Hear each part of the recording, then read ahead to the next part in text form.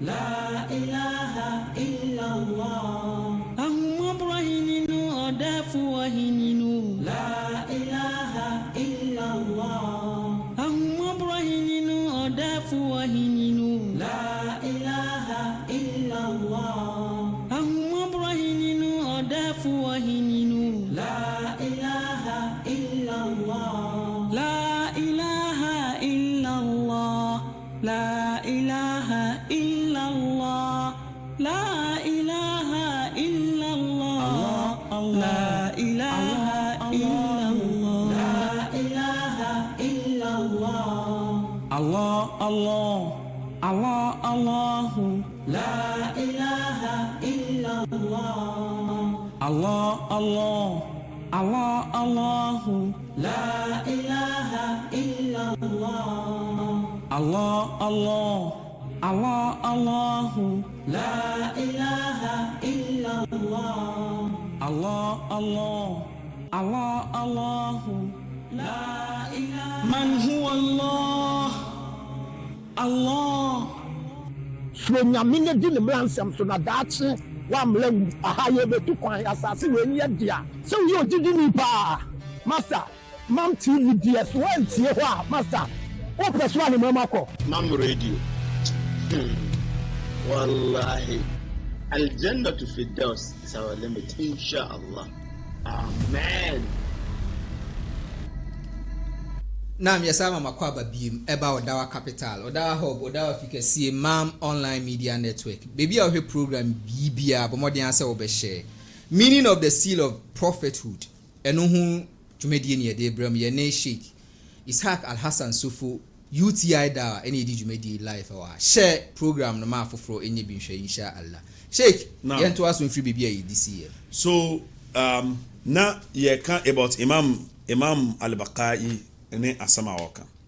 Imam Al-Baqai said the seal of the prophet means as his message is general and his prophethood carries a miracle of the Quran, so there is no more need to assign prophet or messengers.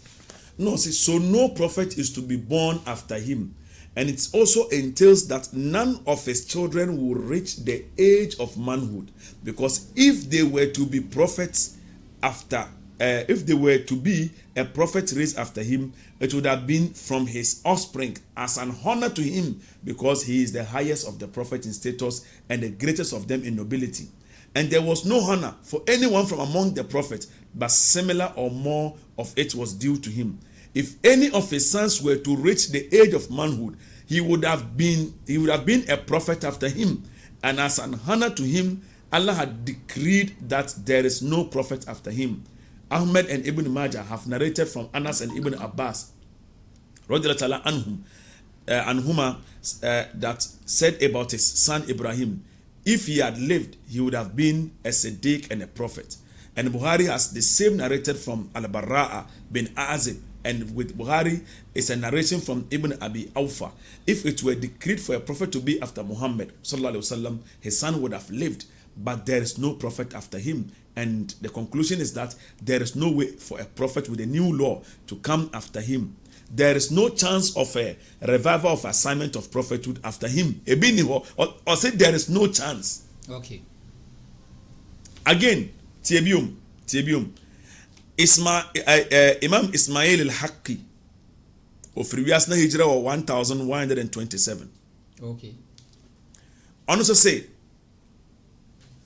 Al-Khatam, which is the sealing instrument with which things are sealed.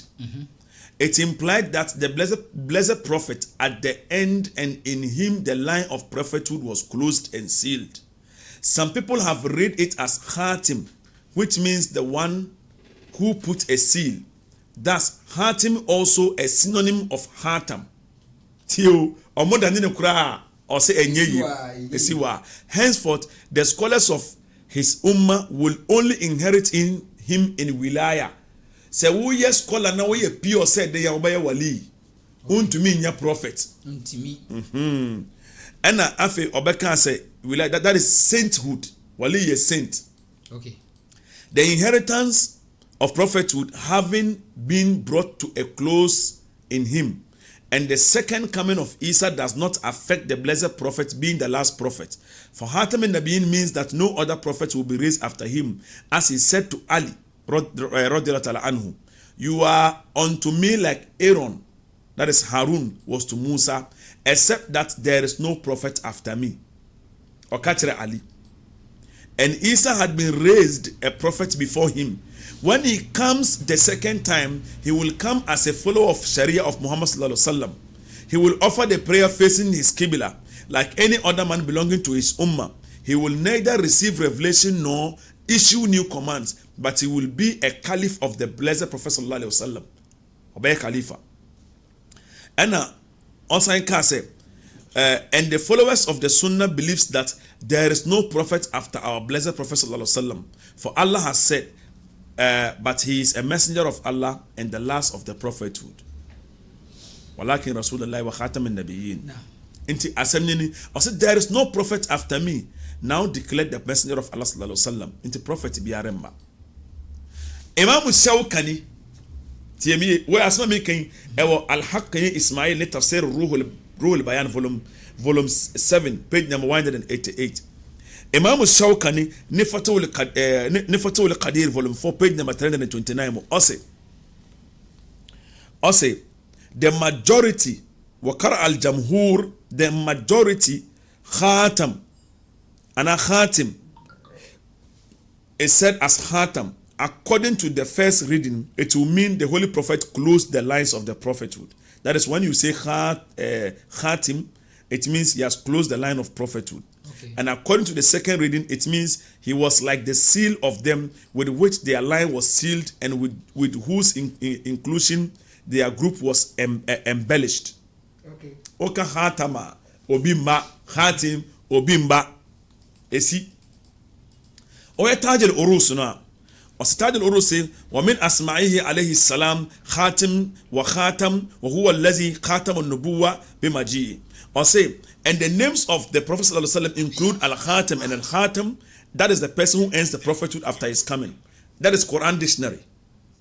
Quran dictionary in a defined way. And after we Kamus and Suswa. Kamus say, or say, Wal Khatim Ahir al-Qawm Kel Khatam. ومنه قوله تعالى وخاتم النبيين أي آخرهم. As Khatam means the last one in the nation, and Allah says in the same sense Khatam al-Nabiyin meaning the last of the prophethood. Okay. Enti asa oya lisan al-Arab funankasa omontachrema they are tongue modekasa almost wa isan Arab ne say wa akhiruhum say maka asante usa mokasa asante force also penine kasa asante force make oya asante ni o but asante force meaning he is going to the root word of the Asante language. Yes, that is lisan al-Arab. The root word Arab book no dictionary no the root word of every Arab. Oh, okay. Arab, the ancient Arab kasa. Yes. Also wa akhiruhum an al-Hayani wa Muhammad sallallahu alaihi wasallam khatim ila nabi. Also khatim and khatam they both mean the last, and the same meaning have been quoted from Layani. The Prophet ﷺ is the last of the prophet. This explains it very clear that whether you read it with fatha or with kasra, it will mean the last of the prophet. Arab for a dictionary. Inti way nye Hindu for dictionary, and a way nye Pakistan dictionary, way Arab for no nyomu kasa no chere. Name of one say, Zach, me no ne free Ghana. Me no ne free Ghana. Zach, oya walani. Malam ziyo kutokoli. Kutokoli ni. Menzo ametiye mi yabusanga. Yes, enye ukrom kasa enye ukrom kasa. Wehu. Inti you have who say wo bra won ase. Wehu. Ahmed Gulam yo kan Ahmed Gulam san onan kasa say ye reveal Quran ye reveal Revelations man ko ontiase o. Ono e prophet no. He reveal in some channel on Tiasi, he has to go and ask. Yes. Mam radio. Mamin quote unchiro. Oya Maktubat al-Ahmadiyya volume 1 page number 583 no. Tiasma Gulam Kai. May say repeat it. Maktubat al-Ahmadiyya volume number 1 page number 583. Gulam say, there have been few revelations in English language in this week. Few what? Revelations in English language. Meanwhile, Quran catching on Quran chapter 14 verse number 4. Say every prophet be allowed best man or revelations man or revealing man or no any krum kasem. Send a beya or no abeti asenable to match the dominance. Yes. T I any. I say Wama arsalna min rasulin illa bil lisani qaumihi liyubayyina lahum fayudillu Allahu man yasha wa yahdi man yasha wa huwa al-azizul hakim. We sent no messenger except in the language of his people to make things clear for them. What you say? Inti gulam ye India ni now I say allow a revelation man obrofumu. Isn't it contradicting what Allah is saying in Quran chapter number 4? Let me repeat again. Allah say Wama arsalna min rasulin. We sent no messenger. Yes. Illa istisna. No. Bilisani qaumihi. Except the language of his people. Yes, native Pakistan language. for native language. Urdu. Yes. Liyubayyina lahum sanabaya obetremu to make things clear to them. Bayenko Gulam say in Maktubat al-Ahmadiyya volume number 1 page number 583. Gulam said there had been few revelations in English language in this week. The worst thing is that the meaning of these revelations were known from a Hindu boy or no prophet named Tuman Chiremu. Indian Indian or better Indian boy. And them Salasalam Tina Viasi, you reveal Quran, a nebi no chere Quran nase ma esua fon kafono will be said no wa chere no muso afa de abo bra. But you reveal ayat chere gulam ntiase okobisa Indian abrante ma Indian abrante ne be chere no mu. Or say, there have been few revelations in English language in this week. The meaning of these revelations were known from a Hindu boy, but are not reliable. On one kasa kura nyintum. Ye reveal some chere komsheni a, komsheni no chere mu, ana esuafo no obe chere no. Eno san hwan na ye komsheni no. Or say, few of them were revealed as translations from Allah, while rest are in Hebrew language. Afei, brofokasa eno so Hebrew epiemu. Brofokasa no Hebrew. Hebrew say piemu. Meanwhile, Gulam adani Hebrew ni. Adani Hebrew ni. Meanwhile, Allah will say kasa na komshenye ne teno. Ene reveal the mano. Ti Moses oye Hebrew ni. E reveal atawra wa Hebrew mu. Yes. Musa Isa Hebrew ni. E wa Hebrew mu. Quran oye Arab ni nti e wa kasabe mu. Arab mu. Okay. Wunkwa de wodi pepe Hebrew ni eyi nyina mu. Isa ni native language in Aramaic no. Aramaic no. Aramaic no. Aha. So the first manuscript, the Jesus gospel, ye trofan when it was in Aramaic and Hebrew. And Hebrew. Okay. Okay. Yes. Tie. I say the meaning and its verification of all of them need to be done so that these are published as revelations. Yes. Oyo. On Tiase. Mam radio. Who say obechere no ansa na publish it. You may search the meaning and inform to me in legible writings as soon as possible. Obi nko hwe meaning ni meka nkyere no. O mbisa yankopon ya menkyere no.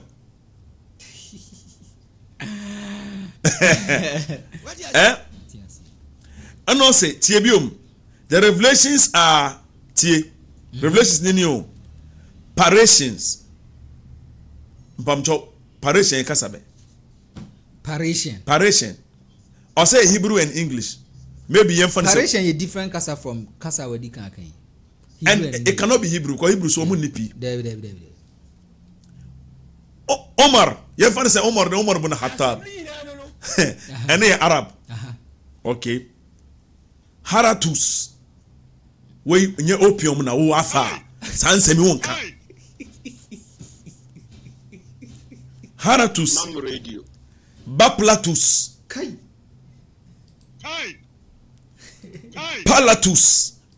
Patus. Hey.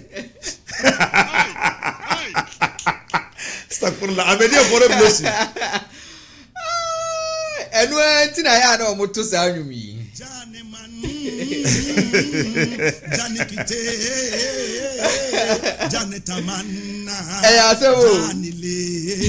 language is better no. Or no say Hebrew ni English. Oh no antiase.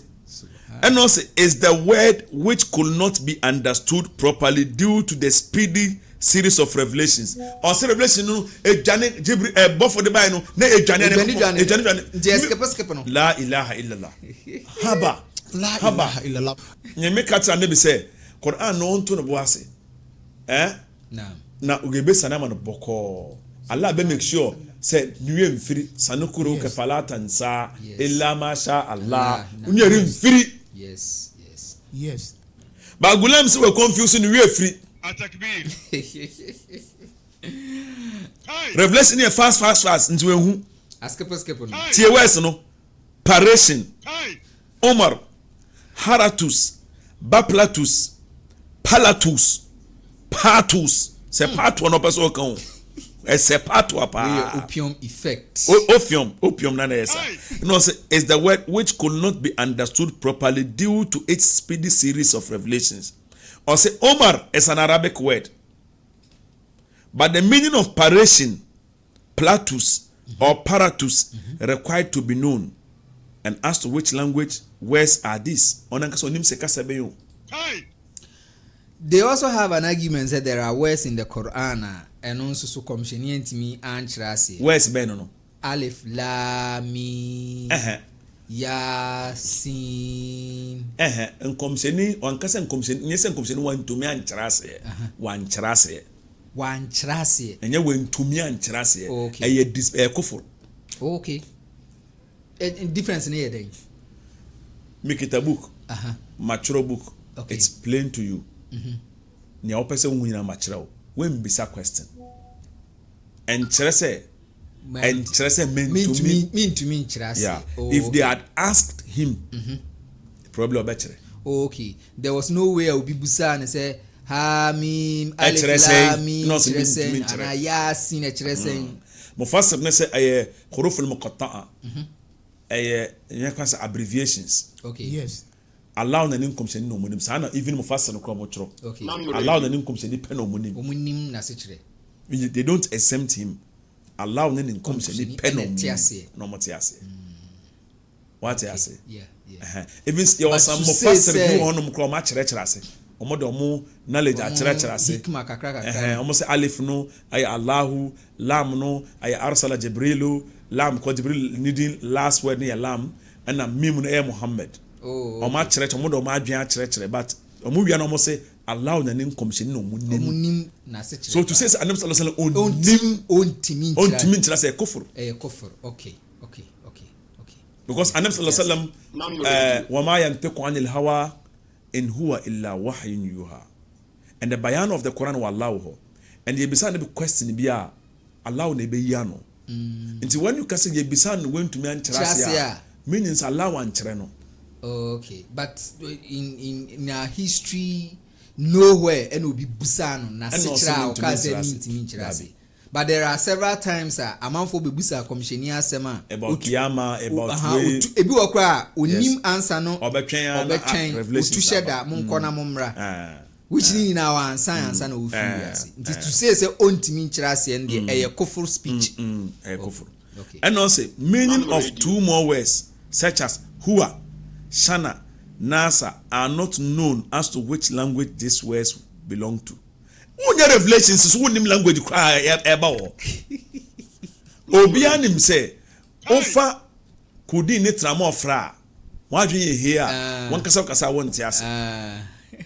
Na no ka say zungu mu ataya bi ho no. Ofan la kala zoo. Yes, ya make some I swear. It's a open effect. O sorry a na wuse ebusa say menaya yera ubisa wa ubisa say metehin mifrihin na meba so with this any Quran 14 and negative gulam ne prophet would obaba claim. Okay, now assuming that is not enough no Mark promise mo say yebehwe not less than 30 false prophets are omobaye before me free hanom yen sure masana makọ ade adorul mansuro eka note say 1. Annabi sallallahu alaihi wasallam pepe. Me mama 22 imposters. It's a year in 23. Aka 7. They are supposed to be how many? 30. hadith nini what shall I say list false prophet me ba list list oh okay annabi sallallahu alaihi wasallam eka wo jami'u tirmizi bisnad sahih hadith number 2219 was answer oban qala rasulullah sallallahu alaihi wasallam la taqumu sa'atu yasin ko ne weda hatta talhaqu qabailu min ummati bil mushrikina osme domun bebre bada na bosumsumfo wa hatta ya'budu al awthana no mo bayan bata ho no mo basuma bosum wa innahu sayakunu fi ummati salasuna kazabuna kulluhum yaz'umu annahu nabi ose sankrofu ebenya aturfo edifu bakbako 30 abeka se omo ne nkomsheni no so wa ana khatamun nabiyina mena me the seal the last of the prophet la nabiyya ba'di no bechirim say la nabiyya ba'di lam no salam we ema meaning to the khatam say nkomsheni bia meaning to the seal no say nkomsheni bia nya den emma and your lam negati and your lam emra this lam is negating lama negative ewo ho and lama ma confirmation eyemra shemra say menye we don't do this don't do that ho okay and your lama negative bibi oh okay but nini na to the same line ti la ni na abadia na chese adekode no ye negative ye negative ana say ye de hye atia anti anti entity 1 and sallallahu alaihi wasallam of or hompo and Musailama claim to be a false prophet. Na komsheni tiase. No tiase. Ana obi ba Musailama say no Musailama no komsheni time no ye reveal the first false prophet in your friend say Musailama to the kazab. Onyo komsheni to ndi kazab otrofo because ono na ye reveal Quran aya to say inna atayna kal kawthar non we trying to inna atayna kal whiskey once open as soon the protos platus balatus no their fame oh and the false prophet no mota can unknown languages untimi nchirase unknown account to me nchirase and then they be mu kind of tongues no okay 2 aswad al ansi number 2 ono no ba komsheni ono so claim to be a prophet in the time of the companions of the prophets oh okay sahaba for the time na ono bai to say Abubakar, Umar, Ali Mutaim and Ansi by Taliha Asadi also claiming to be a prophet in the time of the companions. Okay. And a Sajah bint Haris also your buyer or claiming to be a prophet in the days of Muawiyah. But later she accepted Islam. She repented. Oyoba. Mu. But no be tuba. Okay, young class are factory. Has there been a female prophet? Adam sallallahu alaihi wasallam sinyanko suma komsheni bia. Oyoba. Ba yewo ma hotefo. Ewo ho. Ba yeni oba komsheni ho. Na hotefo na ebinya revelation. And say revelation vary. Mami putu question here. Ma hotefo no nyankopon eda ne ho adi through ne angels ne kire wo mo to say Musa alayhi salam mame oh okay ana Maryam alnabi Isa man Isa ye reveal at kire wa ye ma scripture and ye ma order say we commission ye bie weni mu ye see udifo ye yi weni ye bi hijab fefiri weni so and we hu bibi okay fene kashf ye kashf ne from no hu bibi but onye difo and onye messenger Christians be brain say obi nyama ohun ade 1 2 3 pe ye friend difo wadane difo da bi ti oba de any prophet da bi oba prophet but nyankopon timi yi hijab firi o mani mo mu ohun bibi okay what you say that na Maryam say angel bano what you ohun no so in the form of man na me bie na ni mani e kasai mo kan Isa kura ni future asem nyina akire no yes nti oba o oba difo trofo aba Islam wow ofeno Sajah bint Haris but oye tuba okay later tuba Muawiya na time no tuba Muawiya ne students of the Sahabas right Muawiya so sahaba Muawiya is sahaba ne papa ne Abu Sufyan okay yeah but now and every time no sir. No so no kete. Around or young boys Young access. boy. Okay. Nti onu wu yempo no maame no mro wu yempo no Samara bin Jundup no ne ya sorry. She was a oye tuba. 5 Harith Kazab at Damascus. Kazab na za be so. For aba of Damascus. Ena ono so Paul Kromo. Ena 6 Mughira bin Sa'id. Ono so claiming to be a prophet after the demise of Muhammad bin Bakr al-Ulum. Bakr al-Ulum ya kumsheni grandson. A great grandson. From lineage by Fatima na onya those grandchildren. Inti ono so ne time Muhammad bin Mughira claim isa. Me pese ye Muhammad funu hu se enya first time ni o. Obi a claim that be. E sha se komsheni time. Sahaba time, companions ne time. Tabiin funu time. Ena ye wo Bayan bin Sam'an. Ono so claiming shas changing the meanings of the Quran verse and Ahmadiyya for changing the meanings of the Quran verses. Quran da ono say a metaphor. Kochani opium or say necessity. A buffer and isua. Those things. And Bayan bin Sam'an ono says changing those things and Ahmadiyya for ye, and he claimed to be a prophet. And he Salih bin Tariq. Salih bin Tarif, also claiming to be a prophet. Now hijra was 127 years. And be free. Hijra was 127 years. Now oye Jew, ni. No abrogate Quran Sharia nenkeka ho na or ruling around North Africa. Oh, okay. And his children also continue to claim prophet. Nyambaso be prophets around 325 until 451 now. Ya wipe o mase. Wow. What you say? Yes. And your Ishaq Akras, and also claiming to prophet with North Africa. Also, Islamic names in Guam. And so they are Muslims, so they claim to be Muslims. Now we claim so a prophet. Me catcher will say, Abdul Qadir Jailani, claiming and making some sense. Storyboard the book say that could our halwa. Yet when halwa.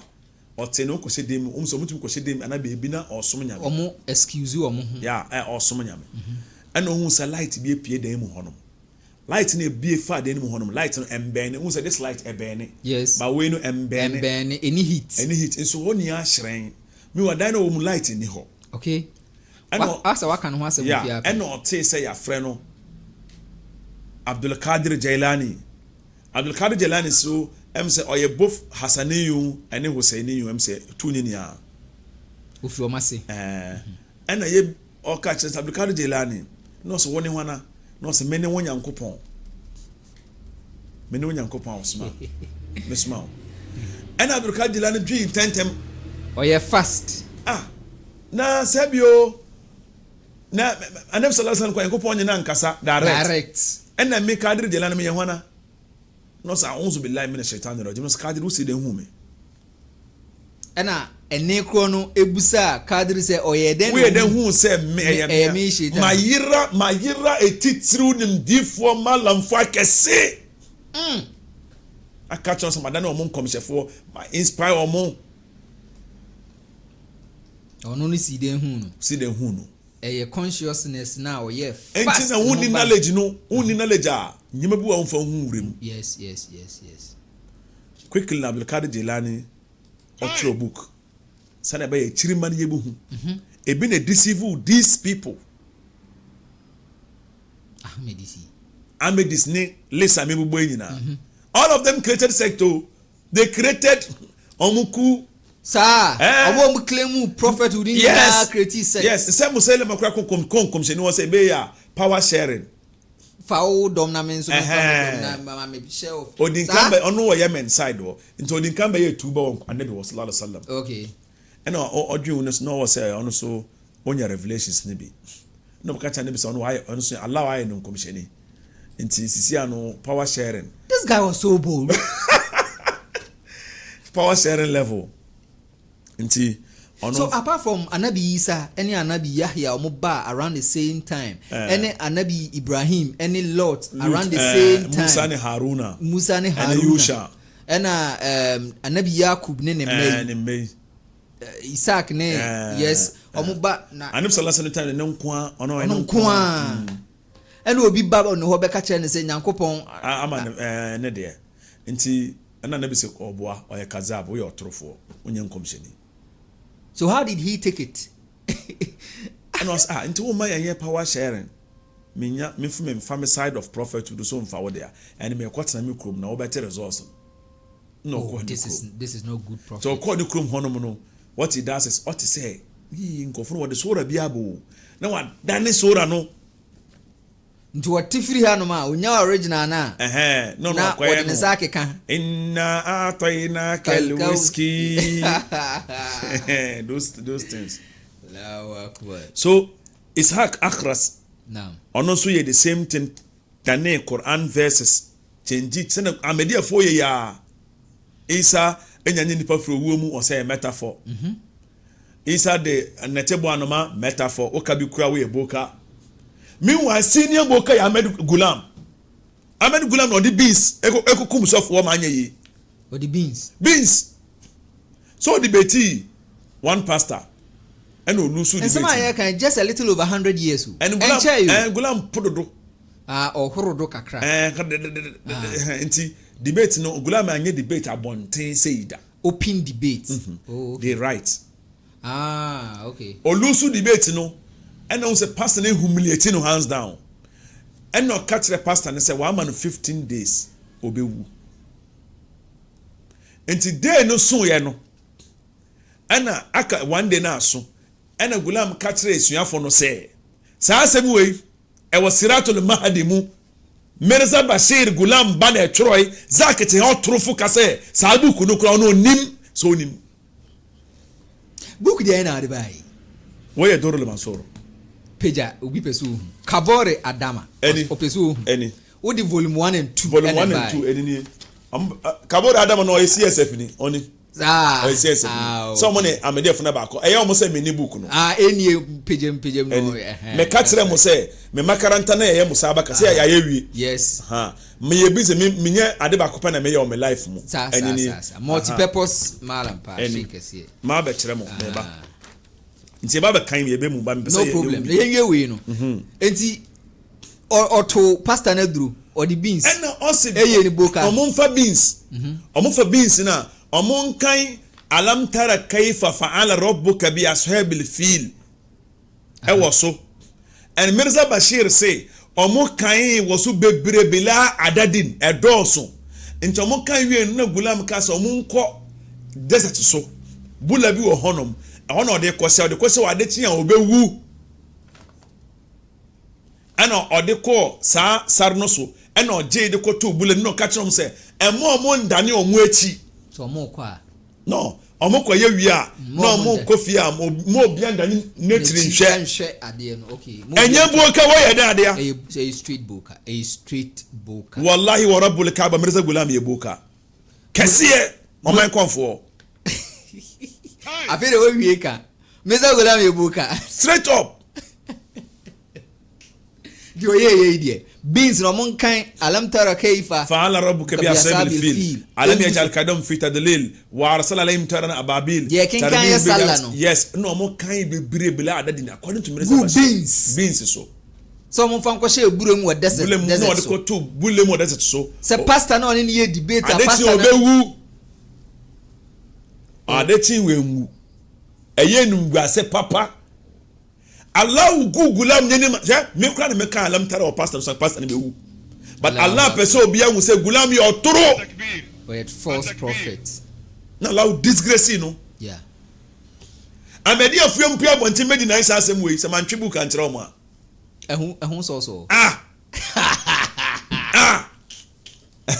you tumra ni a stress you know mam radio okay false prophet uguso a unemu namo Ishaq Akhras so ono so ye ni amedi afu ye na o kan say Sheikh bi a Shaitan. Yeah, in seclusion. Abdul Jelani. Yes. Nti Abdul Jelani throw book no, I the two of them ma. Echirima no warning say. Yeah. Biribi saa sisi o, nti hu saa wahala wo mu a, enyi ndi. Okay. Nti Ishaq Akras also claiming to be prophet in the time of Abu Ja'far Mansur, that time, and he was executed on the Trinity Street. Okay.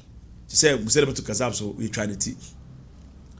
And after ye were Ostaz Sis Khurasani, also claiming prophethood in the rule of Abu Ja'far Mansur, and he was also executed.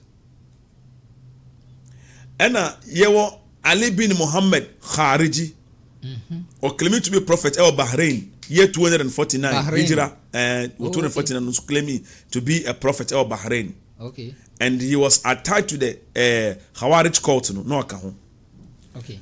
Mukhtar bin Abu Ubaid al-Thaqafi, he was a Khariji, and he claimed to be prophet in later of his life. And also no a Khawariji, later also claiming to be a prophet. That is year 12, 13.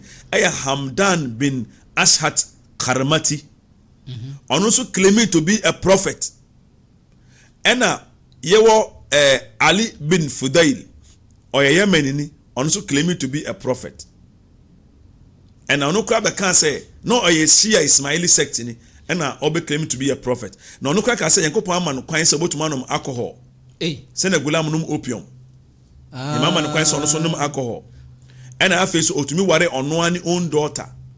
No, or legalize or people to on one own back. Ali bin fight and I'm Masana. Allah be going to be hu. More can nonsense. Send a bear you tell me or the bear expose you. Yes. La ilaha illallah. Atakbir. Yes. Hamim bin Min Allah, or claiming to be prophet in a Hijrah 312. Ye person ye mu history no. Yes. And your first time. Gulam your toro. Abrana komsheni tiase. Aha. And Sahaba for woho. Aha. And Sahaba funechi. We 300 years after prophet no so. Okay. And Hamim bin Abdullah claiming to be a prophet, and he deceived thousands in his generation. 300 years after prophet. Okay. And Sakwai or no in the month of Ramadan no on fasting. And or prayer to be only twice a day. 5 times a day prayer no on any time. That be compulsory in morning and evening. No, you're prophet no. Okay. And fasting the month of Ramadan so or fast once cry okay. And Shawwal and fasting or the fasting call every Wednesday and Thursday instead of Monday, Thursday. Only the call Wednesday and Thursday. Subhanallah. And or legalize it to me we preko. Or we preko Hajj. Opa unko Hajj we ye Hajj free honum or ye zakat free honum. We do so necessary say obey we do ablution opa wonye obaya sorry. Ugwara okay. Nti Muslims no combating no.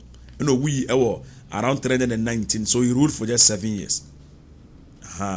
Al-Hamim ne audience nya wu yenti wenya obia so follow no till date biom. Okay. Abdulaziz Basindi, that is number 16. Abdulaziz Basindi or claiming to be prophet na Hijrah was 332 years. What they call can AD no ho an me say 10 something and 11 AD. O share Gregorian calendar na say what the 300 koka 570 or 5 thereabout. 11th century. 11th century, yes. No claim here. Okay. And afi Abu Tayyib Ahmed bin Husseini Mutbani claiming prophethood, and he was known Arab poet. And anwa also claiming prophethood. And yet Gulam in Kwa Omeba 18 year Abul Qasim Ahmed bin Qasi, also no a simple Muslim. Recently who Gulam be Mahdi bia okobisa one of the Islamic Shaikh say or person Shaikh no jinin to me say ono na Mahdi awaba. And the Shaikh say do you go about letting people confirming you say Mahdi and Mahdi? Mahdi be ka Arab, Mahdi Arabian, Mahdi Indian, into on ka Arab. And no say so kan Fatia. Kan Arab au ka Fatiha. Yam fa Arab ni nkomo. So 19 aye Abdul Haq bin Sabi'in al-Marsi. Naam. Ono su no from Marsiya Morocco. Okay. Morocco here. Ono so around 668 Hijramu and ono so claiming to be a prophet. Inti aya now de we know 700 and bibi no 570 na e ka ho ane ye hu century ni into be 12th century. 12th century. Okay. And Bayazid Roshani Jilandari. Ono so ye won 931 in Punjabi. Okay. Yanum 14th century. 14th century. And ye won no so claiming to be Yanum Fokrum India. Also claiming to be a prophet. 21. Now. A friend Mir Muhammad Hussein Mashadi. Mir Muhammad Hussein al-Mashadi. Okay. Ofri Iran. Na oye Shia ni later he claimed to be a prophet and of fabricated hadith ahuru bebre. Sene gulam chan toro say annabi aka say komseni bi free India ofene kahan. Na kahan ono ane Krishna. Ye ni hadith biasa. Amedi afon prove ye ni hadith bi e confirm. Dabi. Hadith bi no. Amedi afon mu twa santro no. Owe no ka say ono ane oye ni tufatu gulabi na so ono ane Krishna no. Wow, we are Isa, wow, we are Krishna, wow, we are Musa, wow, we are Ismail, wow, we are Ibrahim, we are Chameleon, we are Mahdi. Chameleon prophet, or than no. Number 22, and I named it in order for number 22, Mirza Ghulam Qadiani. Mirza Ghulam, Nanuya, 18, yeah, 1839, no, 1908. 1908. You won 1839 or 1908. Okay, 1 year near Kwame Nkrumah. No Ghulam Bochan Trose, or no so a prophet. Otoso saying. Otoso 22. The 22nd false prophet, Ghulam Ahmed. We are expecting 30 and 2 are out already. But who crash shine? But when you salam ya Mahdi, ya Swade Kalwadi. You be drew no. You na washa say me de pa obe tuning in this. Ya ma for achu mo afisa akwana waba nansi ano. We say Ghulam Ahmed etoso 22nd. Yeah. On the false prophet list. No say enkomcheni say we 30. Okay. Ti 23 ne ye hwan? 23 no and eye opempem no. Ne wa ba foforo. Oh, okay. Ti false prophets no. Ghulam koye no de wabesi na name ni science ben wa show am who say or false or confirm the he doesn't even represent sunnah. Oh no, say shirt be trouser bi Mahdi ya khalifa, Islamic khalifa. So when you come and you claim prophethood, you fall in line with false prophets and nabi kan ho asem. Yeah. Or no na claim prophethood. No, when we claim to be Mahdi. Mahdi. Okay. We claim to be Mahdi. And then you na viral to kakra na mtie. Minim kakra to ni ni. O say salam ya Mahdi. Now. Ya Swade Kalwadi. Yes. And I minim to. Trend especially with Palestine Israel issues in the Bible. Who say a man for sharing a TikTok near the day. I'm a man for omo ye blind. Yeah. Those because things the guy no dreams. Yes. Dreams no narrative. Almost on narrative dream na abemu. And you can say they send Nostradamus and call a prophet. Oh, okay. Yeah. Nostradamus prophecies no ni nia abemu. Yes, but is he a prophet? On your prophet. Dream your gift. Okay. Just a sign among the prophethood. It doesn't necessarily. And the quota no yes he chiche dream uchiche prophethood ma dream yes and one saying. We free figure no. Yes. Yeah, or one something 40 or something. I don't know about or something. Yeah. So Ghulam a false prophet. Ghulam so the last prophet what about your false? Offend Muhammad Qasim. You didn't know. Omo of Pakistan salam ya Mahdi ya Swade Kalwadi. Ade ma say na sem kra ne say okoye AI we bi a okase mufti menk mo endorse no ode mufti menk voice na yeah AI artificial intelligence yes. Mo amuni ode Zakir Naik nom ne Umar Suleiman nom no publish here no wo hu ne we pie edi bank Oh, okay. Why will you lie in the first place? Lie in the face of people who are not even dead, they are alive. Hadith and why would you seek their confirmation? Sheikhs or more in your You don't need their confirmation. They can even reject you. Yes, but you will be the true Mahdi. You will be the true Mahdi. Oh, no guy no so only alama express or ya sorry mpo. Yes. No sign. Okay. And then a man for can fan ho ama ebimo tudi na chi say dreams no ordinary thing na ebemu no. Okay. Dreams no. No ordinary thing na ebemu no. That is the reason why omo kasa.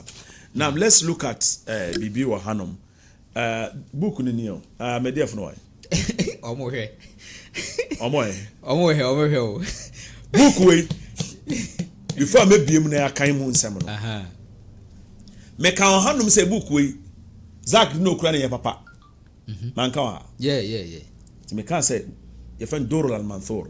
Dor al-Manthur. Yes. Because dal do madu ana raw schoon Dor ana alif mim nun al-Manthur sana spell no. Yes. Nam.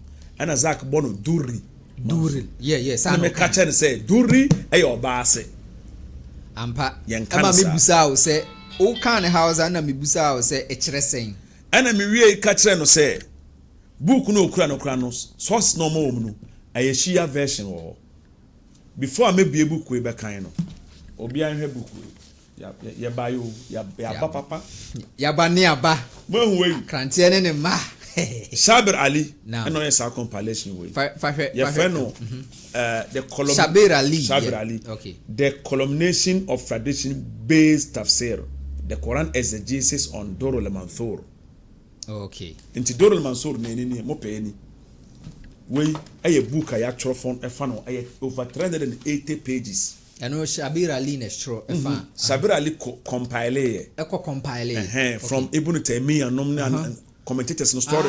How mo diagnose omo matro books afa Dorul Manthur. Soro ho ena Shabir Ali Shaikh compiling na ye ne ba and Shabir Ali wabo doctorate degree fa. Oh yeah, very good debater. Yes. Yeah, Diana Bojo says Adana White. When yeah, I know him. Book ni wo. Ye ba be kan uwo bi a she page number 5. Okay. Amedi afosi memebua. Yeah.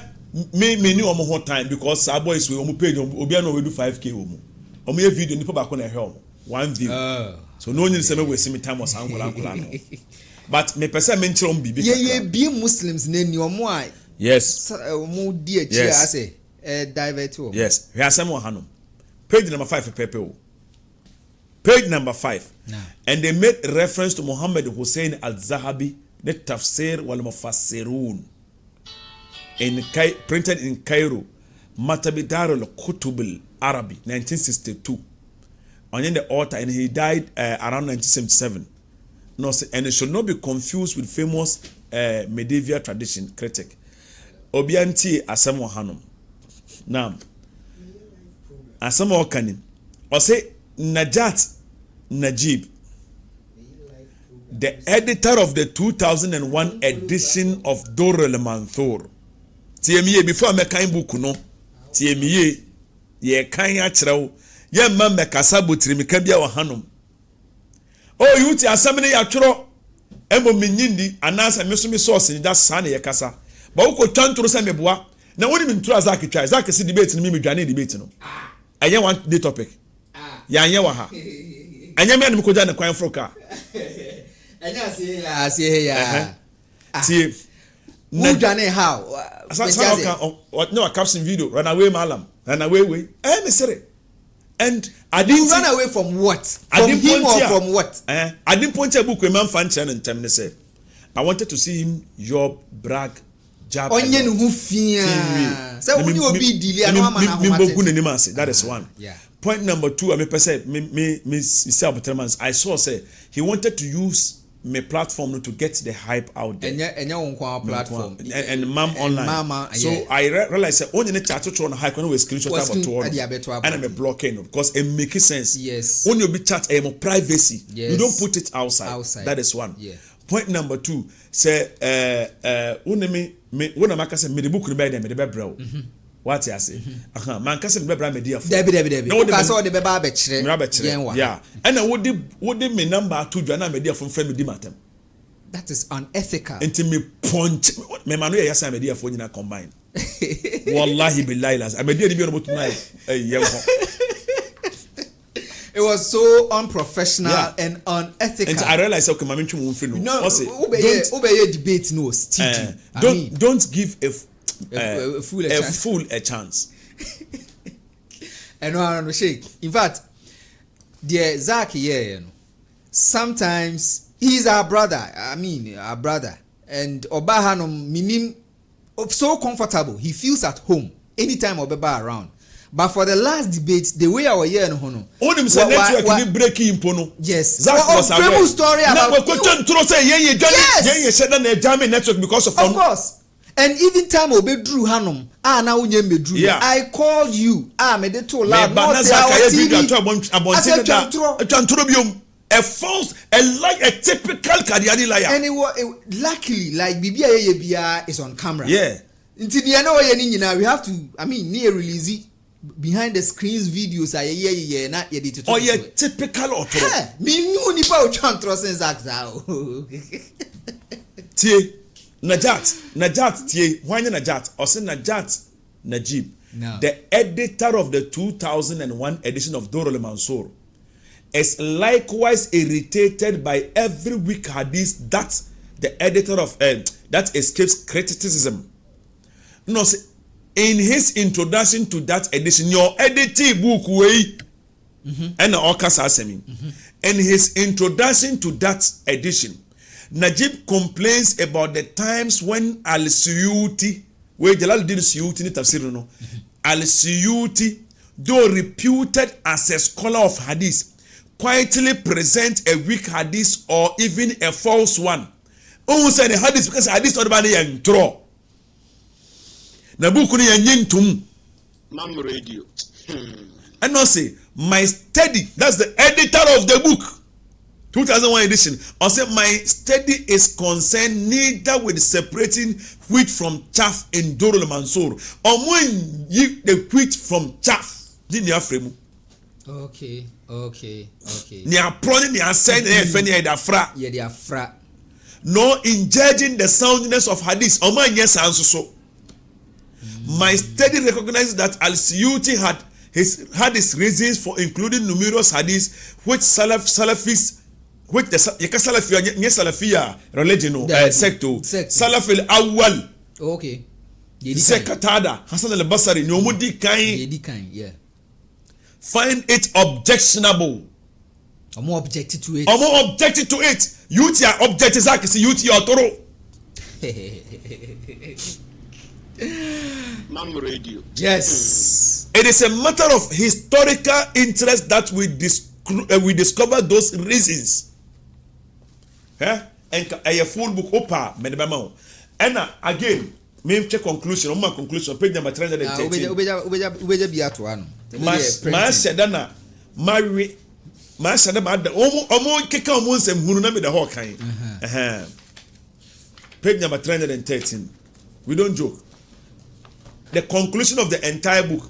Reference on mind so every Al-Suyuti ni Al-Itikan and Ibn Taymiyyah page number 59 to 139 and Ibn Taymiyyah ni Muqaddimah page number 140 and Suyuti ni Al-Itikan volume 3 to 4 and page number 472 and Salih Ibn Taymiyyah. These are scholars are omo sources no omo the counters Suyuti ninsem Salaf no omo sources omo the counter omo no Okay. Yen kind conclusion ni ana etie fonti. Yenko. I will now draw together several minor conclusions reached in my preceding chapters and show that this points to a grand conclusion that Al-Durr was composed as a response to what Saleh termed the radical hermeneutics of Ibn Taymiyyah. Al-Suyuti was intimately familiar with the Muqaddimah, in which Ibn Taymiyyah delineates his hermeneutics. Al-Suyuti copied much of that work into his Itqan, adding that much is from the discourse of Ibn Taymiyyah, and it is very precious. Ibn Taymiyyah presented early exegesis as being unified and later exegesis as being diverse due to subsequent corrupting influences. In his view, such negative influence would have been avoided if tafsir were restricted to bare mention of tafsir traditions reporting exegesis of the Salaf predecessors. Or say, you can say, in Ibn Taymiyyah's view, no, some mistakes were in enka NC enka tafsir na Jalaluddin Suyuti churo no enka or the exegesis no or quote from Salaf no kwa enka some from swani nyanya dai emma no say. This is precisely what Al-Suyuti has done. He composed Durul as a collection of early exegetical traditions. Only on extremely rare occasions did he add comments of his own and then two in the briefs of note. Now, Tiasama ended no aircam. Although he based his exegesis largely on that of Tabari, Ibn Kathir omitted many of the legends and Israeliyat traditions he found in Tabari Tafsir. Imam Tabari, Ibn Jalaluddin Suyuti, ne tafsir no, of a bebre free Tabari ho. Okay. Tabari so no or report Israeliyat bebre. I see. Ibn Kathir. Israeliyat ni chile say haditha. Israel for kreti ya intro. Yes. Bebre. Okay. And Ibn Kathir finding on no oil then objective those hadiths. Okay. Also, no, often he will mention a legend only to lambast it. That is Ibn Kathir, especially to castigate it as an Israeli tradition unworthy of Muslim belief. Muslim in this answer. On the other hand, Al-Suyuti included a vast supply of such stories. Al-Suyuti included a vast supply of such stories. Yes. In this regard, he lost nothing essential from Tabari's tafsir, because now offer Tabari ho. Tabari so report Israeliyat bebre. Okay, I get it. Among the Israeliyat, ebini no mka Samaria Kiptiya, no nyamara Kiptiya we Zainab, no or Zainab wodemu kugare no ye we yere Zaid yere and nkomseni bai na wa woro no ho and ohu ye and okoje different Zaid Israel for ntro. Al-Waqidi narrations. I get it. And just in this regard, he lost nothing essential from Al-Tabari's tafsir, but included other legends from a wide array of early Muslim sources. Instead of that, no asak of far source be ni early Muslim sources kura emfa ewomu ewadoro le mansur numu yeba. Rather than dismiss these stories, one dismiss it. Okay. Al-Suyuti often buttressed belief in them by appealing to multiple authorities. Saleh and Ibn Taymiyyah and page 152 na yes a conclusion way. Entenya yuti dawa na ebetina hanum chantro. Eyemo amediafo no mu nsua ade nkwa etire. Omunali no form. Toye. Me betina mu betwantro rough ewa hanum minim se minto substantiate me argument. And one thing I was say Ahmedis for say they shouldn't allow themselves to be spoon-fed. Yes. Yes. They shouldn't allow themselves to be spoon-fed. Nikwan say ya titi nimdia ne de behye wanum. Yes. And some aye kan ohwe na woni asem no de oka asem ne nya adwen na say asem a wo kan ne nya adwen a wa ma source go and read. Unima kenkan afama obi onima kenkan enchechiro mu se wuntimi nso a mo mission leaders na yefro mo sample Molivi kobusa omo ask them questions. There's no harm in asking questions. Kobusa question ebe yinedi ebe tuna say hwe Doro Mansur en patume biemu se u boy ura Doro Mansur volume 2 se u ura mu ma ye nan homra ansa me ye nan homra. Okay, ye dan ho abasima ye ba ye be boy book na ankasa mu book no abeduru fia ye dan ho aba ye ba beto aso inshallah. So, your last message for Omo Moshe na yen sorry so Omo Moshe said me dey be asa me dey me ba me ka. You say Imam online ko almost Omo ya plot to be. Yeah. Kwa kosi studio, Islamic studio. I always tell people say Imam online who Ghana. These are the type of station you need to support a lot. Reason behind that is how many radio stations are now any online TVs are more Ghana? They promote Islam through the non-Muslims. This is only the Imam online. Yeah. You these people don't speak outside here. Yeah. You speak Akan. Yeah. For people who don't understand the Islam to understand and be converted to Islam. Yeah. When you come here, this is Bible. This is the Quran. Yes. This is the Hadith. Yes. And all the others. Other books. Why? Because this is what these people are using to defend Islam. So I'm always urging people to support Mama Online. Now, still on Mama Baby, say people among for Amoska or Kroma Amutier. They supposed to. Yeah.